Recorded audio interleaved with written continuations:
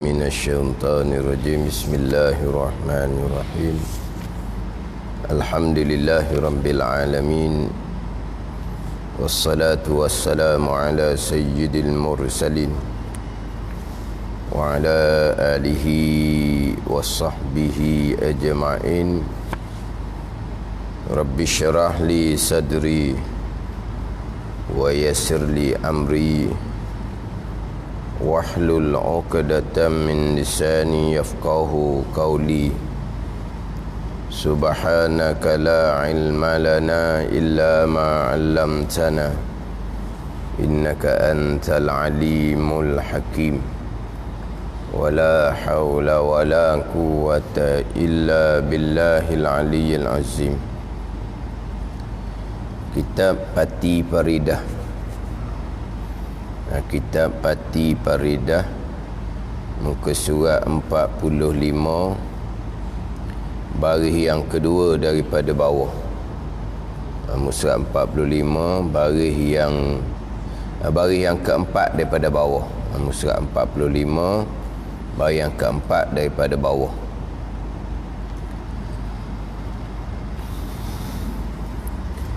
Qala al-muallifu rahimahullahu ta'ala wa nafa'ana bi'ulumihi amin. Dan sekalian sifat Nabi yang 9 perkara terkandung dalam kalimah Muhammadur Rasulullah. Makna Muhammadur Rasulullah bermula Nabi Muhammad sallallahu alaihi wasallam, pesuruh Allah Subhanahu wa taala. Dan sekalian sifat Nabi yang 9. Mana sifat Nabi yang 9? 4 sifat yang wajib bagi Allah, 4 sifat yang mustahil, 4 sifat yang wajib bagi Nabi, 4 sifat yang mustahil bagi Nabi. Kemudian 1 sifat yang harus. Itu 9 sifat Nabi yang 9.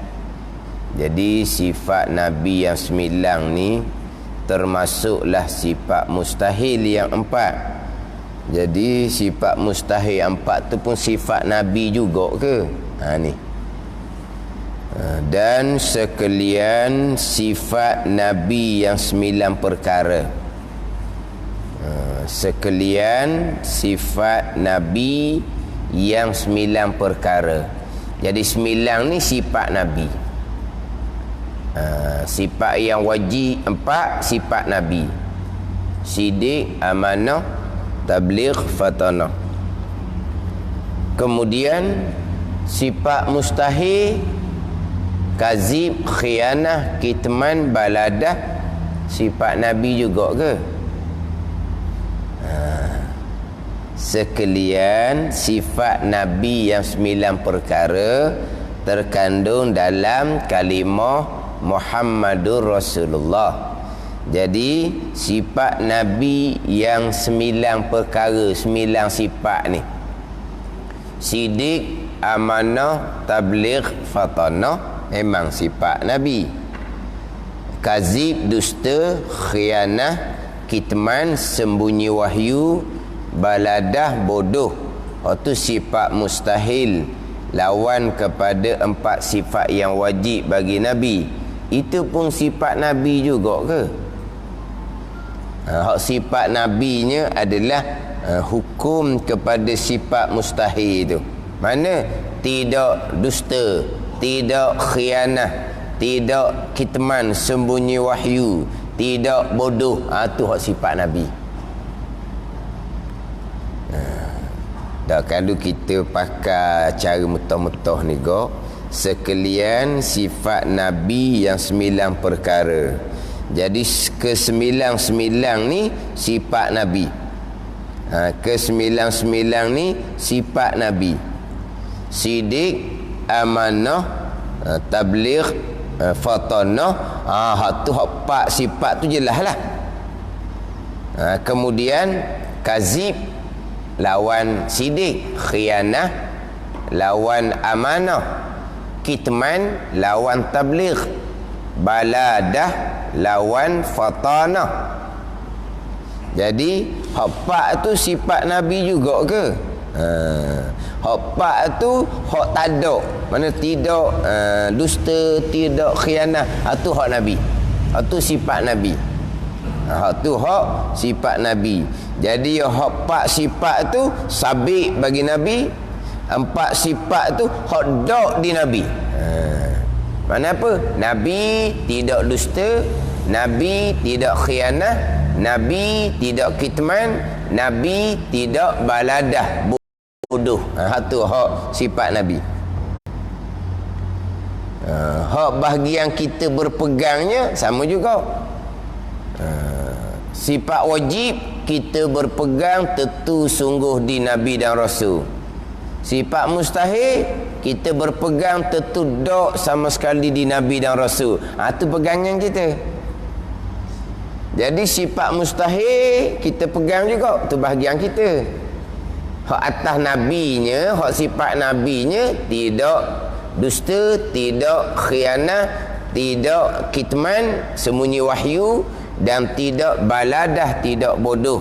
Itu sifat bagi Nabi. Jadi hak kita berpegang pula, ni hak bahagian kita. Hak bahagian kita pula berpegang. Hak sifat Nabi tu tetap dah. Orang tu berpegang ke tidak berpegang ke, hak tu memang sifat Nabi dah. Macam sifat Allah nah. Sifat Allah tetap dah. Berpegang ke tak berpegang ke manusia ni akan sifat Allah, itu bahagian manusia. Jadi hak 9 sifat ni, hak sifat Nabi. Nabi sidik, amanah, tabligh, fatanah. Nabi tidak dusta, tidak khianah, tidak sembunyi, tidak bodoh. Tu tetap dah hak Nabi. Hak sifat Nabi. Sama ada manusia tu beriman ataupun tidak, tu hal manusia. Jadi wajib atas kita pula. Wajib atas kita yang mukallaf ni, yang balik serta berakal, berpegang. Itu bahagian kita. Kita wajib berpegang. Hak tu hak bahagian kita. Kita wajib berpegang. Nabi Rasul ni tentu sungguh. Nabi Rasul ni sidik, amanah, tabligh, fatanah. Dan kita berpegang tentu tak sama sekali Nabi Rasul ni dusta, khianah, sembunyi wahyu dan bodoh. Ni hak balik kita pula. Jadi hak balik Rasul kata 9 sifat ni sifat Rasul. Dah sifat mustahil sifat Rasul macam mana? Hak mustahil tu tak sama sekali. Mana Rasul tidak dusta, Rasul tidak khianah, tidak sembunyi, tidak bodoh. Bahagian kita pula, kita berpegang 9 sifat ni. Kita berpegang 9 sifat ni yang terkandung di bawah, di dalam kalimah Muhammadur Rasulullah. Kita berpegang. Sifat wajib kita berpegang tentu sungguh di Rasul. Sifat mustahil kita pegang juga tentu tak sama sekali di Rasul. Itu berpegang akan hukum kepada sifat mustahil. Apabila sifat mustahil bagi Rasul dan juga sifat mustahil bagi Allah akan tak terima sama sekali. Ada di Nabi dan ada di Nabi, ada di Rasul dan ada di Allah Subhanahu Wa Taala. Bila akal tak terima, hukumnya sifat mustahil ni tentu tak di Nabi. Sifat mustahil ni tentu tak di Rasul. Hak tu yang kita pegang tu.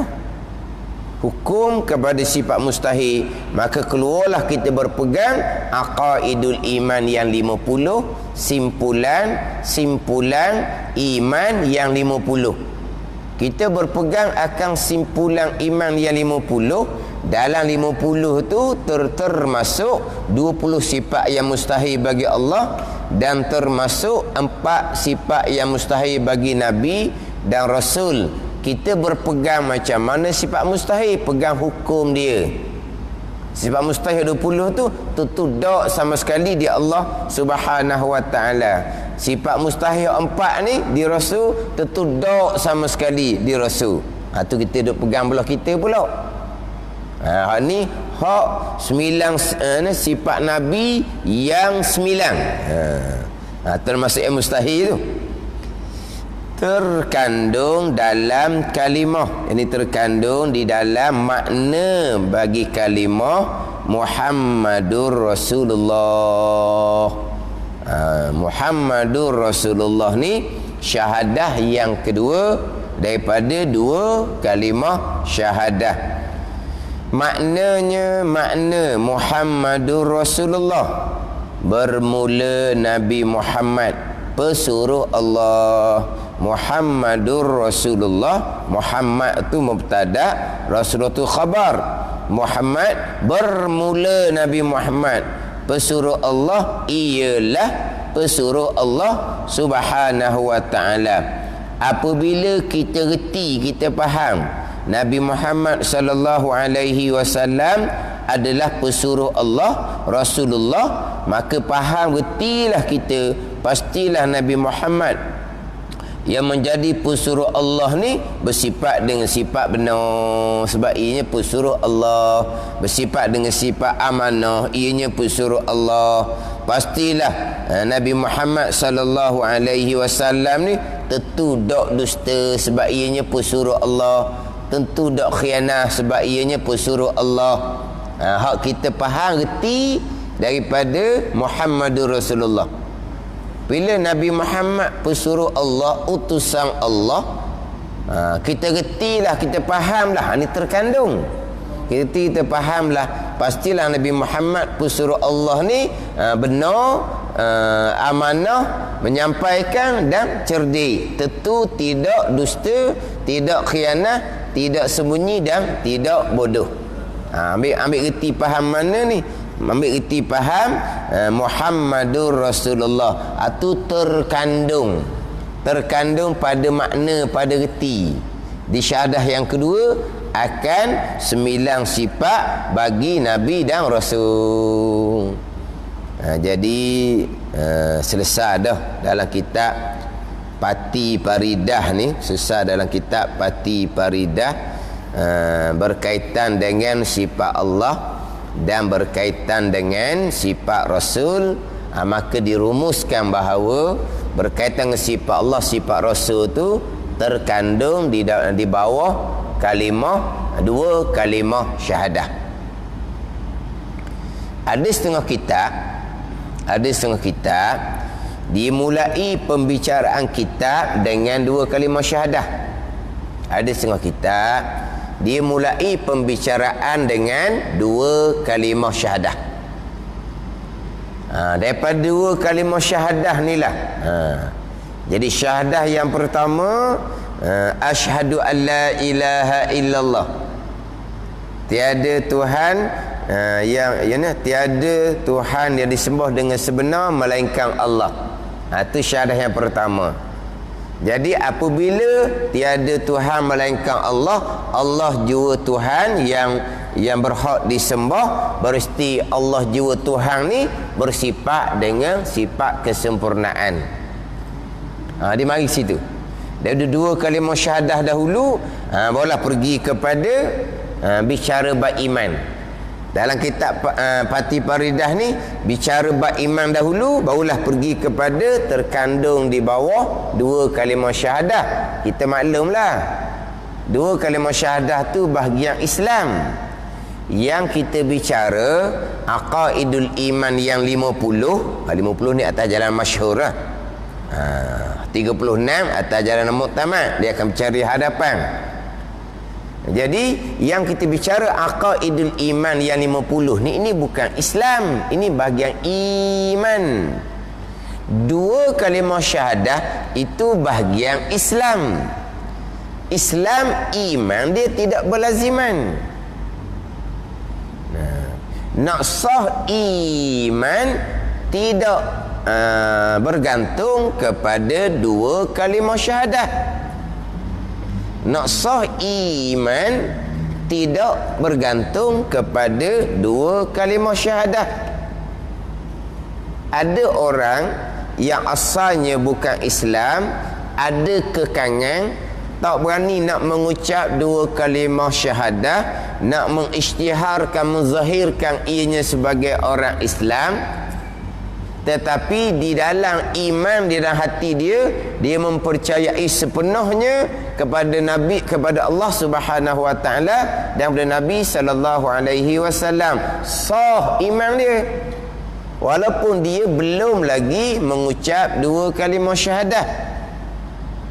Kemudian mengucap dua kalimah syahadah ni, bahagian Islam dia kena menzahirkan, bukan hanya mengucap seorang diri. Dia kena menzahirkan, kena ada saksi yang bahawa dia telah mengucap dua kalimah syahadah. Kalau secara rasmi ke, pergi jabat agama lah, biar jabat agama buat keluar surat apa semua. Ini bahagian Islam. Tetapi untuk sah iman tidak bergantung kepada dua kalimah syahadah. Orang yang mengucap dua kalimah syahadah belum tentu lagi ia orang yang beriman. Ni. Nak sah iman tidak bergantung atas dua kalimah syahadah. Orang yang mengucap dua kalimah syahadah belum tentu ianya seorang yang beriman. Abdullah bin Ubay mengucap dua kalimah syahadah. Abdullah bin Ubay sembahyang belakang Nabi sallallahu alaihi wasallam tapi tidak beriman. Itu contoh mudahlah. Itu contoh mudah. Siapa yang mengucap dua kalimah syahadah yang tidak beriman, Abdullah bin Ubay bukan mengucap dua kalimah syahadah saja, sembahyang berjemaah di belakang Nabi sallallahu alaihi wasallam, masuk majlis ilmu Nabi sallallahu alaihi wasallam, tapi berimannya tidak.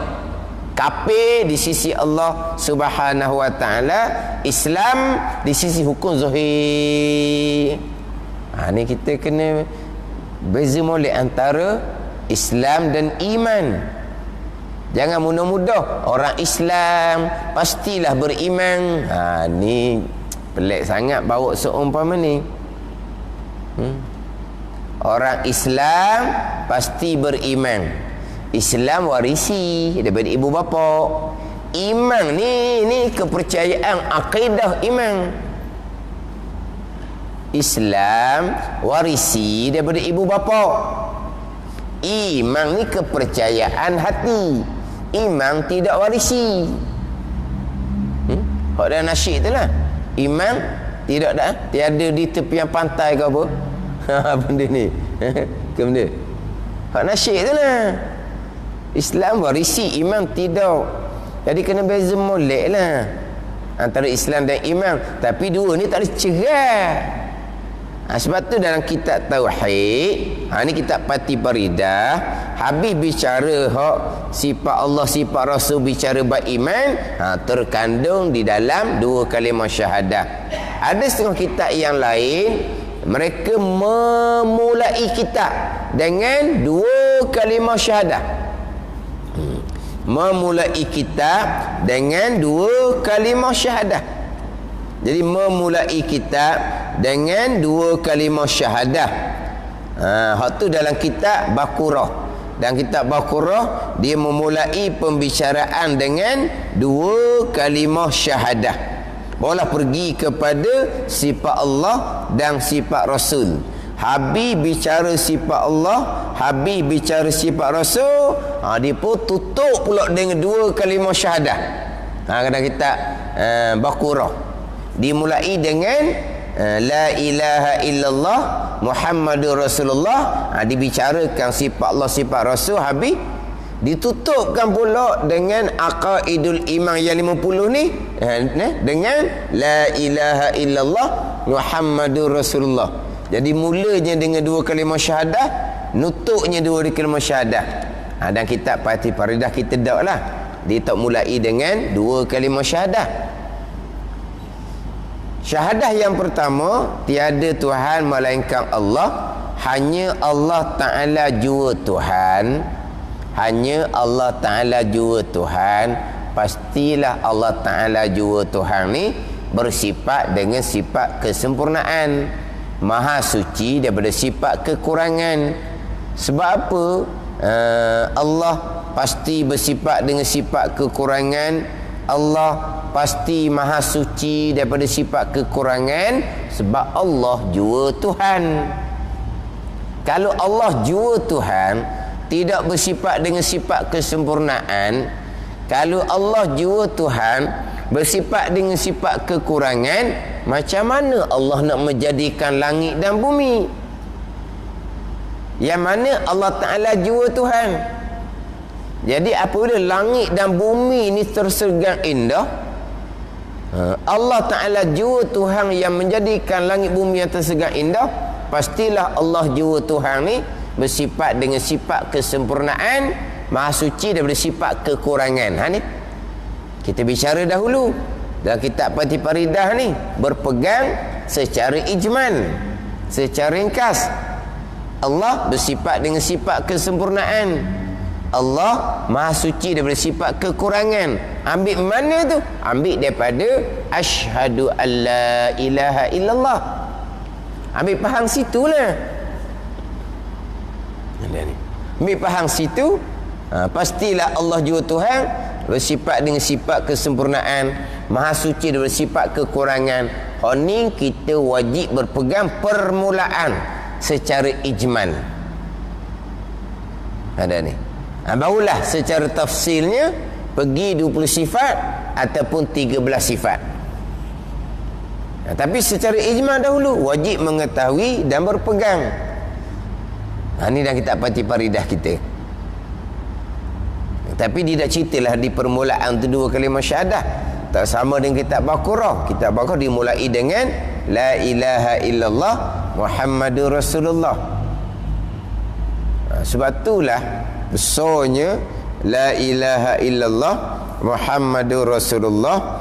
Orang kafir nak masuk Islam, dia kena ucap dengan dua kalimah syahadah tu. Sebab pengertian dia, makna maksud dia cukup luas. Tapi orang kafir yang masuk Islamnya, permulaan dia ucap tu, dia faham apa yang dia ucap dan dia beriman secara kasar apa yang dia ucap. Dia beriman secara kasar. Mana? Dia beriman Allah Ta'ala jua Tuhan. Secara kasar. Dia beriman dia beriman akan Nabi sallallahu alaihi wasallam sebagai Rasulullah. Hak muluk tu, hak tu Islam. Asyhadu an la ilaha illallah wa asyhadu anna Muhammadar Rasulullah. Hak tu bahagian Islam. Serta hati dia percaya bahawa Allah Ta'ala jua Tuhan. Serta dia percaya di hati bahawa Nabi Muhammad utusan Allah Subhanahu wa Ta'ala. Jadi dia percaya Allah jua Tuhan ni, dia percaya secara ijmal, secara ringkas. Sebab dia tak kenal Tuhan molek lagi. Dan dia percaya kepada Nabi Muhammad sallallahu alaihi wasallam sebagai utusan Allah pun, dia percaya secara ringkas je. Dia tak kenal lagi Nabi sallallahu alaihi wasallam bersifat macam mana. Tapi dia sudah percaya akan Allah jua Tuhan, percaya secara ijmal. Kemudian wajib dia percaya secara tafsil. Kena ajarlah ke dia hak aqaidul iman yang 50 ni. Tu sebab secara tafsir ni hak mula-mula dia ucap tu sukarela, tanpa dipaksa. Dia memahami apa makna yang diucap, dia pun mengucap dua kalimah syahadah. Sah dia sebagai orang Islam. Serta hati dia sendiri, hati ni dia dah lah, pada hati ni dia, serta hati dia percaya akan Allah jua Tuhan, tapi percaya secara ijmal, secara ringkas saja. Hati dia percaya kepada Nabi Muhammad sallallahu alaihi wasallam sebagai utusan Allah. Dia percaya kepada Nabi Muhammad pun secara ijma'. Ringkas saja sah iman dia. Sah iman dia, maka Allah Ta'ala akan mengampuni sekalian dosa-dosa kesyirikan yang lampau. In yantahu yughfar lahum ma qad salaf. Dia berhenti daripada kekufuran, Allah Ta'ala akan ampun segala dosa yang terdahulu. Bukan hanya dengan mengucap dua kalimah syahadah, serta hati dia beriman akan Allah, beriman secara ijmal, akan Nabi sallallahu alaihi wasallam beriman secara ijmal, sah iman, diampunkan sekalian dosa. Mati saat tu syurga dia. Dia gitu. Iman tu bukan Islam. Bukan Islam saja, iman. Hati dia percaya. Tapi percaya secara ijmal. Kalau kita tak memada. Kita wajib mengetahui dan berpegang aqaidul iman yang 50 ni secara terperinci, bukan secara kasar. Bukan secara hafal. Sekarang ni ada golongan-golongan yang tanpa syariat. Aqaidul iman yang 50 ni, sifat Allah 20 tu rekah-rekah dia ijma' je, rekah-rekah je. Apa-apa tak apa dah. Lepas tu kamu zikir, ambil tariqah dia, biar sifat 20 tu masuk ke dalam hati. Tu bukan jalan syariah seumpama tu. Salah sangat-sangat. Aqaidul iman yang 50 ni bukan secara ijmal, bukan secara hafaz. Wajib mengetahui dan berpegang secara tafsil, secara halusi, secara detail. Sifat wujud kena faham molek, lepas tu berpegang di akidah. Sifat qidam kena faham molek, berpegang di akidah secara tafsil, bukan secara rekah-rekah, bukan. Sifat baqa, sifat mukhalafatuhu ta'ala lil hawadih ni, bersalahan Allah Ta'ala dengan akan segala perkara yang baru, tak serupa. Tak serupa tu macam mana? Tak serupa pada zat, tak serupa pada sifat, tak serupa pada perbuatan. Kena perici. Tak serupa tu macam mana? Tak serupa ni maksudnya Allah ada muka, Allah ada tangan, Allah ada mata. Cuma tak serupa dengan muka, tangan, mata manusia. Dah kena gitu. Dia kata tak serupa juga, tapi ada muka, ada mata, ada tangan. Takkanlah muka Allah dengan muka manusia sama. Tapi Allah ada muka lah. Quran sebut kan, wa yabqa wajhu rabbika zul jalali wal ikram tu kan. Kullu syai'in halikun illa wajhah tu kan. Kan Quran cerita bab muka Allah kan. Allah ada muka lah. Tapi muka Allah comel lah, takkan jadi macam muka manusia. Atau kata tak tafsir tu tak halusi, mukhalafatuhu ta'ala lil hawadih. Takkan muka Allah sama dengan muka manusia. Muka makhluk ni pun tak sama dah. Muka manusia. Muka manusia sama tak dengan muka pitu? Tak sama dah. Sama tak dengan muka kuala? Sama. Muka orang, muka pitu, muka kuala sama dah? Tak sama dah. Sama telah muka Allah pasti tak sama, tapi Allah ada muka. Ni abang apa ni? Tak tafsil, tak halusi, mukhalafatuhu ta'ala lil hawadih. Kita kata muka orang, muka pitu, muka kuala sama. Sama macam mana berjirim, berjisim, maka ada bentuk, ada besar, ada kecil. Sama je lah. Tak sama. Muka orang ni ada bentuk, sebab dia berjisim, bulat, lepek. Muka pintu pun berjisim, ada bentuk, 4 persegi, luas, sepik. Muka kuala berjisim. Muka kuala ada hak luas, ada hak sempit, ada hak dalam, ada hak tahap. Serupa je lah. Itu muka makhluk, dia berjisim. Kenapa kata tak serupa? Sebab apa tu? Jadi tidak tafsil. kena tafsir mukhalafatu ta'ala lil hawadis, kena tafsir qiyamuhu ta'ala binafsi, berdiri dengan sendiri. Apa makna berdiri sendiri? Bangun tak payah kat ke? Tu canggah hawa-hawa dah. Apa makna dia? Kena perhalusi. Wahdaniyah, keesaan pada zat, keesaan pada sifat, keesaan pada perbuatan, kena perhalusi. Qudrah, iradah, ilmu, kena perhalusi. Hak ni aqaidul iman yang 50 ni. Wajib fardu ain atas tiap-tiap mukallaf ni mengetahui dan berpegang hak aqaidul iman yang 50 secara tafsil. Hak timbul sekarang tak payah ijma sudah, rekah-rekah aja. Hafal-hafal dia masuk zikir dia. Hak ni hak tanpa syariah. Ni. Hak ijma ni hak permulaan. Permulaan ijma, Allah bersifat dengan sifat kesempurnaan, Maha Suci dia bersifat kekurangan. Kemudian wajib cara tafsil. Hak ijma ni mana? Orang yang baru masuk, orang yang baru masuk Islam tu. Orang yang baru masuk Islam tu.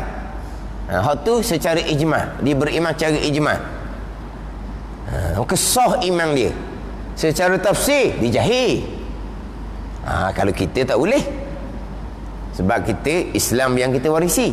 Ni orang hak kafir ni, hak baru masuk Islam. Mereka lah secara ijma, rekah-rekah faham molek, dia percaya pada Allah, percaya pada Nabi sallallahu alaihi wasallam, sah iman dia, diampunikan dosa dia. Kemudian dia wajib beriman dengan Allah dan Rasul secara tafsil. Kena ajarlah sifat 20 ke dia, cara tafsir pula. Kemudian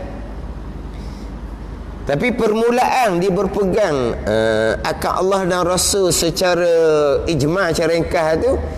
Hak cara tafsir kalau kita perici, memang salah sangatlah pegangan dianya berkaitan dengan sifat Allah dan sifat Nabi. Kalau ni sebuah kita orang hak Islam lama ni, batal iman seumpama tu, dia dah atas iman. Sebab apa? Sebab dia jahil. Jahil dia dimaafkan. Sebab dia baru masuk Islam. Dia beriman dengan Allah dan Nabi sallallahu alaihi wasallam secara rekah. Mana cukup. Hak cara tafsir ni lah. Bila perici memanglah dia banyak salah sangat, maka dia jahil. Jahil satu hal dah, mari daripada kafir pula. Jahil satu hal. Kepercayaan kafir dia tu hak berat dahnya. Memanglah dia pegangan dia kalau detailkan, tafsirkan, banyak lagi hak pegangan kafir. Tapi nisbahnya dengan dianya tak kafir pegangan tu. Sebab apa? Sebab dia jahil. Mana iman dia sah. Tapi yang duduk lama gitu, dia kena perici aqaidul iman yang 50. Cuma nak ceritanya pada masa dia mengucap tu, dia percaya sah iman dia. Tapi kalau dia tak percaya pun, duduk mulut je dia mengucap, sebab dia nak berkahwin je. Hati dia sebut nama Allah pun tak apa kenang mana dah. Di hati dianya sebut nama Nabi Muhammad sallallahu alaihi wasallam pun, bunyi nama Muhammad pun fobia dah. Nabi Muhammad, maknanya dia tak percaya pun Nabi Muhammad. Zahir dia orang Islam boleh berkahwin, tapi dia tetap kafir di sisi Allah Subhanahu wa taala. Di mati saat tu kekal neraka selama-lamanya. Gitu, biar kita beza antara Islam dengan iman ni. Tapi bab iman ni bukan urusan kita. Urusan kita zahir je. Dia nak mengucap alhamdulillah, kita pun ajar dia mengucap. Dia nak mengucap, kamu ni nak mengucap ni, percaya tak ni? Kamu nak menipu, nak menikah dengan orang Islam ni, ke kamu ni nak minta bantuan ni? Haram kita tuduh tomoh seumpama tu. Terima dia sebagai orang Islam. Dia tak percaya tu, kita tanamkan kepercayaan kepada orang Islam ni. Kemudian biarlah kita nampak dah dia memang bukan ada kepentingan nak berkahwin lah, kepentingan nak bantuan kerajaan lah. Kita nampak dah peseng-peseng dia tu. Tapi jangan duduk tuduh lah dianya. Tapi tugas kitanya biar dia masuk Islam dahulu. Dia percaya ke tak percaya, tugas kita kemudian kena tanamkan ilmu berkaitan kepercayaan pada Allah dan Nabi. Itu tugas. Itu pihak kerajaan buat kelas untuk mu'alaf apa semua. Dia tak mari. Itu dia punya hal lah. Itu dia punya hal. Tapi zahirnya orang Islam yang kita sekat pula, yang kita tomoh pula. Lepas tu ingat baik. Ni ingat baik kita ni, kalaulah tiba-tiba orang yang bukan Islam berjumpa dengan kita, dia beritahu, mokcik, bisa dikenal dengan anak ke contohnya, saya nak masuk Islam ni, nak mengucap dua kalimah syahadah, boleh tak mokcik ke pokcik ke tolong ajar saya mengucap dua kalimah syahadah? Wajib kita ajar segera. Pada ni wajib kita ajar segera. Nanti dulu minum air habis dulu gok. Berehat dulu gok. Gi mandi dulu gok. Dia nak mengucap dah. Kita kata kita tangguhkan, suruh minum air pun habis, suruh gi mandi, suruh berehat. Haram dosa besar kita seumpama tu.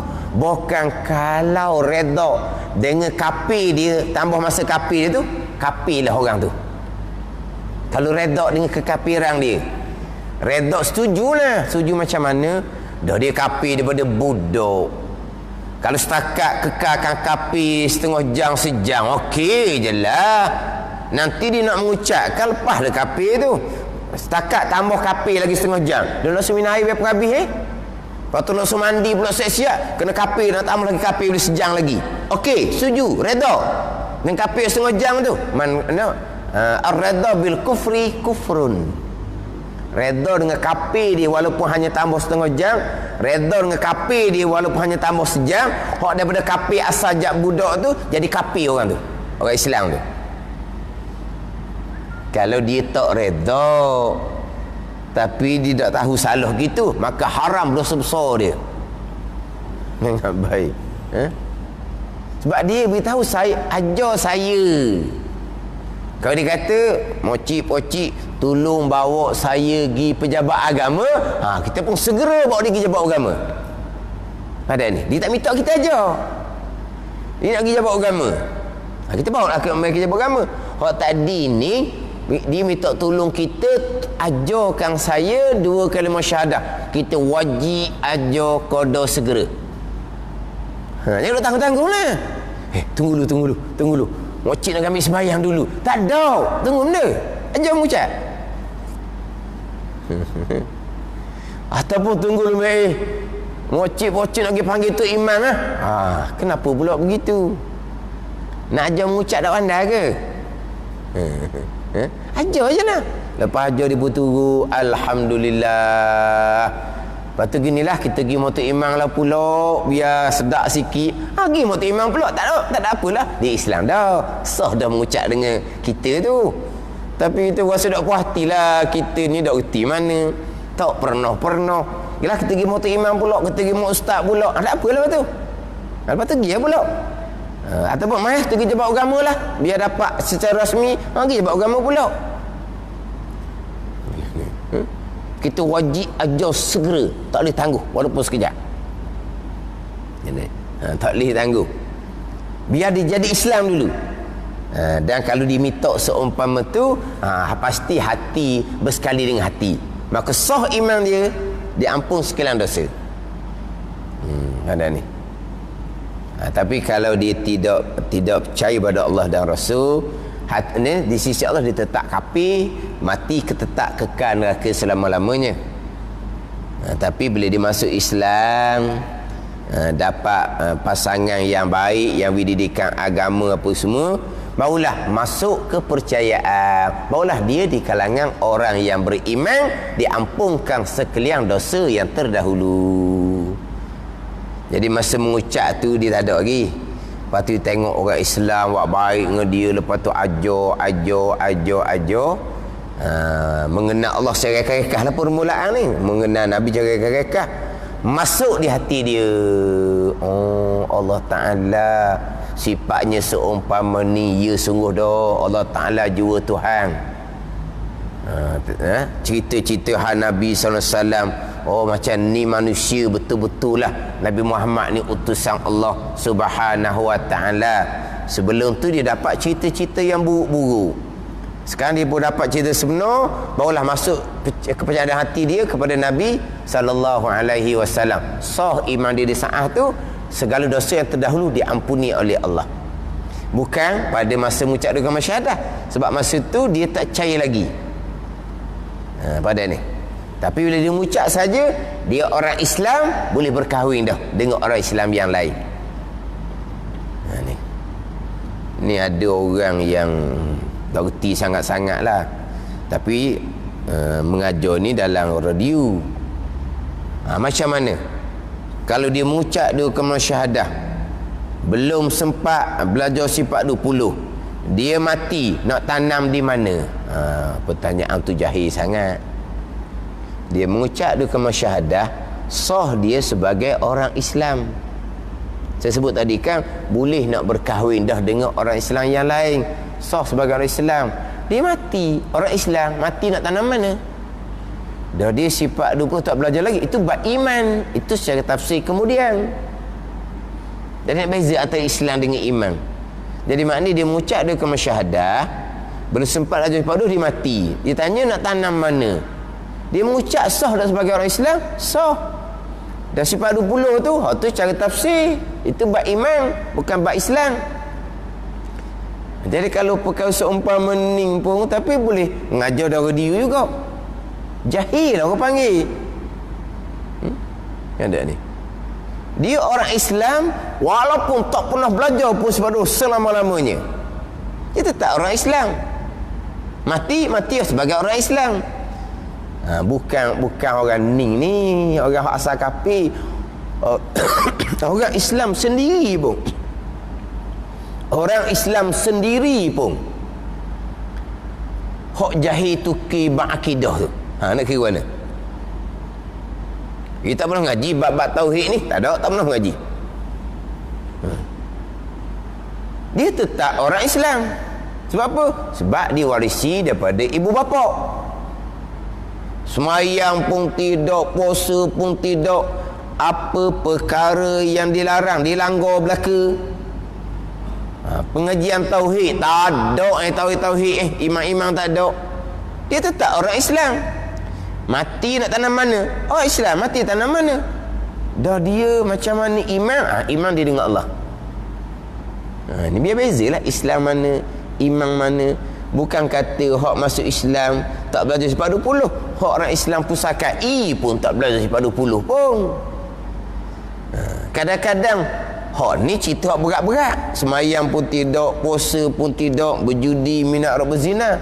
Orang Islam yang semayang tak tinggal, puasa tak tinggal, berjudi, arak tak pernah kenal pun, tapi perhalusi dah sifat 20, ngapa saja tak jadi.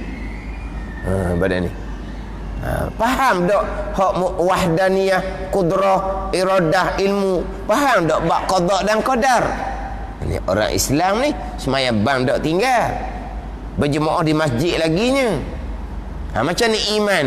Ni bab iman, bab lain pula. Walaupun di semayang bang sekalipun, kalau bab iman, bab akidah, ada satu pegangan yang dipegangi, pegangan yang kafir, tetap kafir di sisi Allah, mati tetap kekal neraka. Ada ni. Bukan cerita hak baru mengucap dua kalimah syahadah. Tapi hak baru mengucap dua kalimah syahadah tu, dia percaya kakak sah dah iman. Salah pegangan dia, memang dia salah pegangan lagi, bagi tak mengaji lagi. Hak salah tu dimaafkan. Dia kena belajarlah kemudian.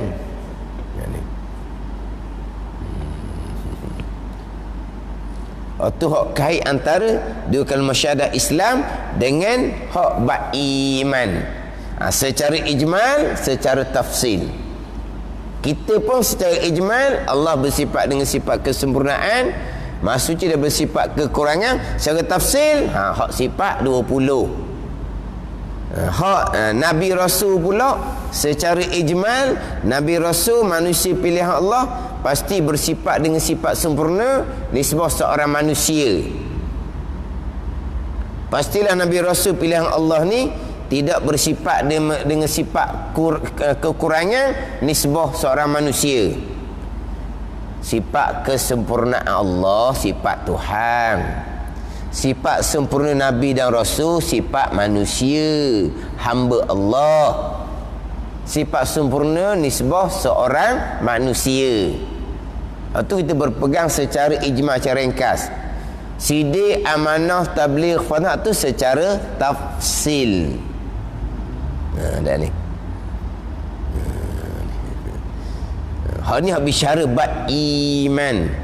Tapi tak cerahlah dengan Islam dua kalimah syahadah.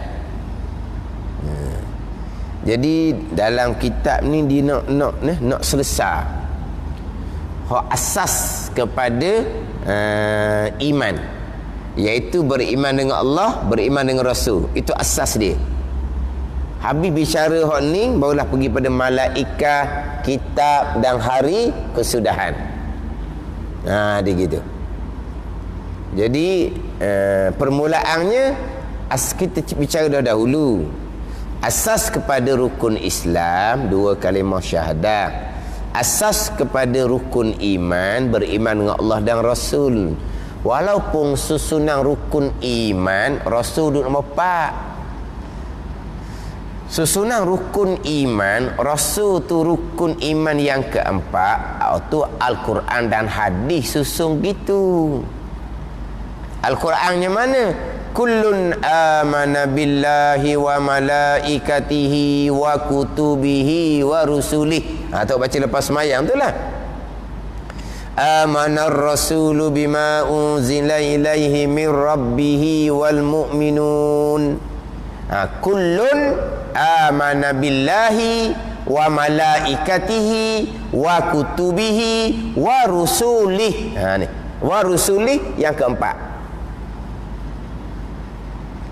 Nabi apabila ditanya oleh Jibril AS akan Nabi SAW berkata iman, Nabi pun jawab imannya antu'mina billahi wa malaikatihi wa kutubihi wa rusulihi wal yaumil akhiri wa tu'mina bil qadari khairihi wa syarrih. Dengar tu. Antu'mina billahi wa malaikatihi wa kutubihi wa rusulihi. Tengok yang keempat juga. Rasul yang keempat. Tapi macam mana beriman dengan Rasul itu menjadi asas? Padahal Rasul nombor 4. Rasul nombor 4 ni, ini susunan sebagaimana agama yang diturunkan. Agama daripada Allah, wahyu melalui malaikat Jibril, bawa kitab kepada Rasul. Jadi Rasul nombor 4. Itu susunan dia. Tapi asas kepada iman, beriman dengan Allah, beriman dengan Rasul, secara ijma', secara tafsil, aqaidul iman yang 50. Selesai hak ni, terkena dua kalimah syahadah, barulah pergi pada bicara malaikat, kitab dan hari kiamat, hari kesudahan. Pada ni. Bahkan dalam kitab-kitab tauhid, hak kecil-kecil lah juganya, kecil macam Pati Paridah lah juga. Kadang-kadang dalam kitab tu hanya bicara aqaidul iman yang 50 jua. Malaikat tidak diceritakan, kitab dan hari kesudahan pun tidak didatangkan. Bahkan kita duk dengar semua tu cakap, selagi tidak berpegang dengan akidah 50, main puasa Tuhan tak terima. Selagi tidak berpegang dengan akidah 50, main puasa tidak diterima. Akidah 50 tu beriman dengan Allah dan Rasul, dua barunya daripada 6 rukun iman. Tapi apa disebut gitu? Sebab tu asas dia. Bila kita beriman dengan Allah dan Rasul, Rasul cerita bab malaikah, kita beriman dengan malaikah. Rasul bawa kitab, kita beriman dengan kitab. Rasul cerita bab hari kesudahan, hari kiamat, hari dibangkitkan kembali, kita pun beriman lah. Sebab Rasul yang cerita, yang kita sudah beriman di aqaidul iman yang 50. Tapi memang ada kitab tauhidnya, dia hanya datangkan aqaidul iman yang 50 sahaja. Malaikah, kitab dan hari kesudahan tidak didatangkan. Sebab apa? Sebab asas. Jadi kitab Fatih Faridah ni, malaikah dia akan bicara di hadapan. Habis bicara bab sifat Allah, habis bicara bab sifat Rasul, berhenti dulu sekejap, bicara rumuh pula. Hak aqaid iman 80 ni terkandung di bawah dua kalimah syahadah, asyhadu an la ilaha illallah wa asyhadu anna muhammadar rasulullah. Yang terdahulunya sifat Allah yang 41 terkandung di bawah la ilaha illallah. Sifat Nabi yang 9 sifat terkandung di bawah Muhammadur Rasulullah. Sifat Allah 41 tu termasuk sifat mustahil 20. Sifat Allah, sifat Allah mana ni? Kalau kata sifat mustahil Adam, tak ada Allah, tak sama sekali. Sifat mustahil baharu, Allah tidak baharu, Allah sedia kala. Sifat mustahilnya fana, binasa, Allah tidak binasa, Allah kekal. Tidak binasa itu sifat Allah. Kekal sifat Allah, tidak binasa sifat Allah. Ini kidam sifat Allah, tidak baharu sifat Allah. Kuasa sifat Allah, tidak lemah sifat Allah. Jadi kuasa sifat wajib bagi Allah, tidak lemah sifat wajib bagi Allah. Mengetahui sifat wajib bagi Allah, tidak jahil sifat wajib bagi Allah. Ni 41 sifat ni. 41 sifat Allah belaka 41 tu. Termasuk 20 hak mustahil. Hak tidak tu nah. Tidak mati, tidak pekak, tidak buta, tidak bisu. Hak tu hak sifat Allah. Sifat wajib tu. Sifat wajib bagi Allah.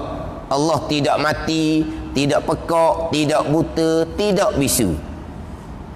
Jadi 41 tu sifat Allah terkandung di bawah la ilaha illallah, dan sifat Rasul 9 terkandung di bawah Muhammadur Rasulullah. Alhamdulillah.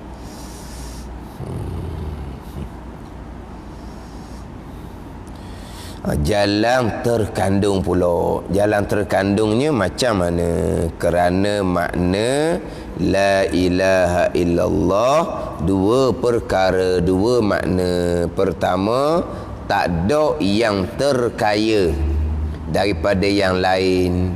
Dan kedua, tak ada yang berkendak oleh yang lain kepadanya melainkan Allah Ta'ala jua. Yang terkaya ialah nama istighna, dan berkendak oleh yang lain kepadanya ialah nama iftikar. Jadi ilah ni istighna iftikar. La ilaha illallah, tiada yang terkaya. Gitulah sebab dia ambil daripada la ilaha illallah. Kalau kata ilah, ilah ni mustaghniyun an kulli ma siwa, istighna. Wa muftakirun ilaihi kullu ma'dah, iftikar. Ilah ni Tuhan yang terkaya, yang lepas daripada segala-gala. Ilah ni Tuhan yang berkehendak kepadanya oleh tiap-tiap segala-gala yang lain. Itu ilah. Tapi ni makna la ilaha illallah, tidak terkaya daripada yang lain dan tidak berkehendak pada yang lain kepadanya illallah, melainkan Allah. Dia ambil daripada la ilaha illallah. Di ilah ni mustaghniyun an kulli ma siwa wa muftakirun ilaihi kullu ma adah. Sembahan yang sebenar, yang terkaya, yang lepas daripada segala-gala. Sembahan yang sebenar ilah, yang mana segala-gala berkehendak hanya kepadanya. Itu makna kepada ilah. Istighna, iftikar. Kemudian sifat 20 tu pula, 11 maksud bahawa istighna, 9 maksud bahawa iftikar. Jadi sifat 20 ni untuk mengenal Allah sebagai ilah secara tafsil. Sebab apa? Sebab sifat 20 11 maksud di bawah istighna, Allah yang terkaya lepas dari segala-gala. 9 masuk di bawah iftikar, berkendak oleh segala-gala kepada Allah Subhanahu wa ta'ala. Wallahu a'lam.